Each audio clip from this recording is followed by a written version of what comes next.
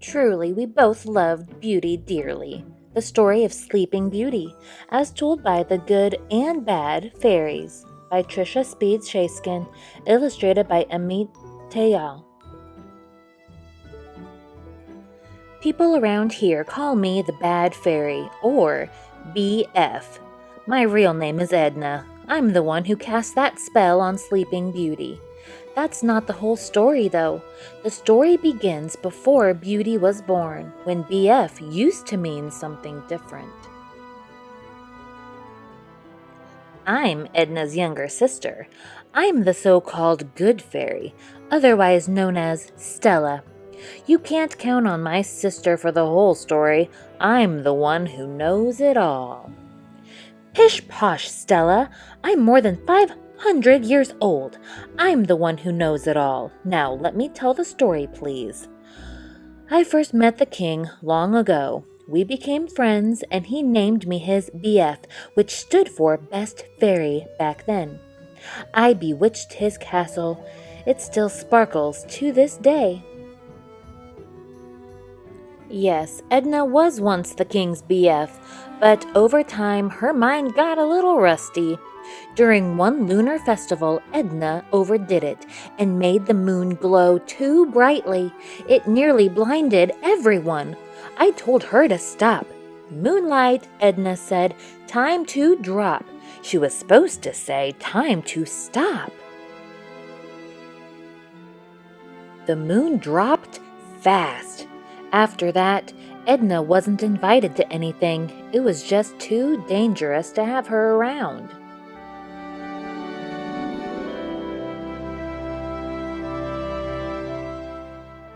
One day, the king and queen announced the biggest party ever, a feast for their new baby girl, the princess. All the fairies, except Edna, were invited.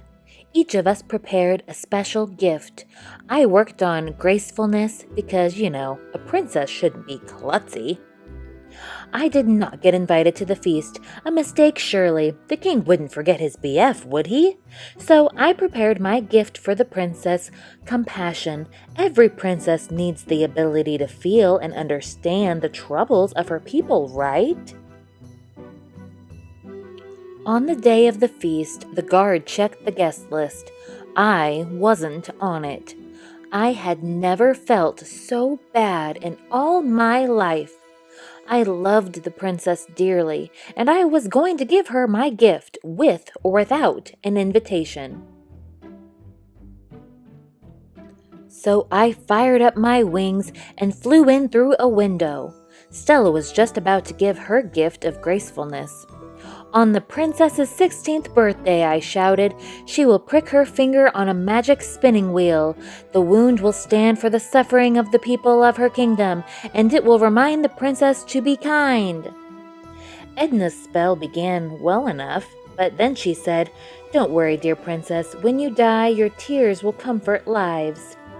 She was supposed to say, when you cry. I don't have Edna's ancient powers, but I did my best to fix the mess. My new gift to the princess was that she wouldn't die on her 16th birthday. Instead, she would prick her finger and fall asleep for 100 years. When I mixed up the spell, the king banned me from the castle.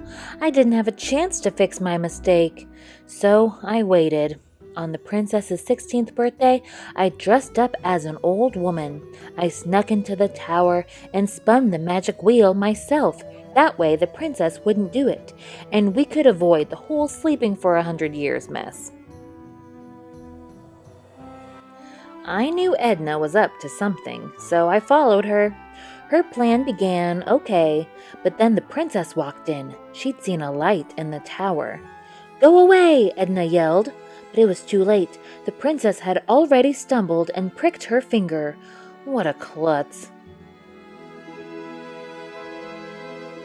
I did the only thing I could do.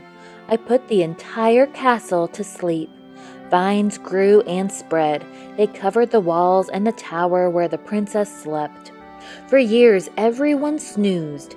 Over time, word traveled of the lovely Sleeping Beauty. Fairies checked in on her, Many princes tried to climb the tower. None had any luck. I felt dreadful and stayed far, far away. I didn't want to make things worse, but how much worse could they get? Finally, I decided I had to make things right. I dressed up as an old woman again and returned to the castle. A prince entered the castle grounds. I waved my wand and chanted, "Compassion is the fullest of gifts. Compassion will bless you and your lips." The vines fell off the tower. The prince ran up the stairs. Stella, who was spying on me again, flew up with me just in time to see the prince kiss the princess. At that moment, the castle sparkled. Everyone woke.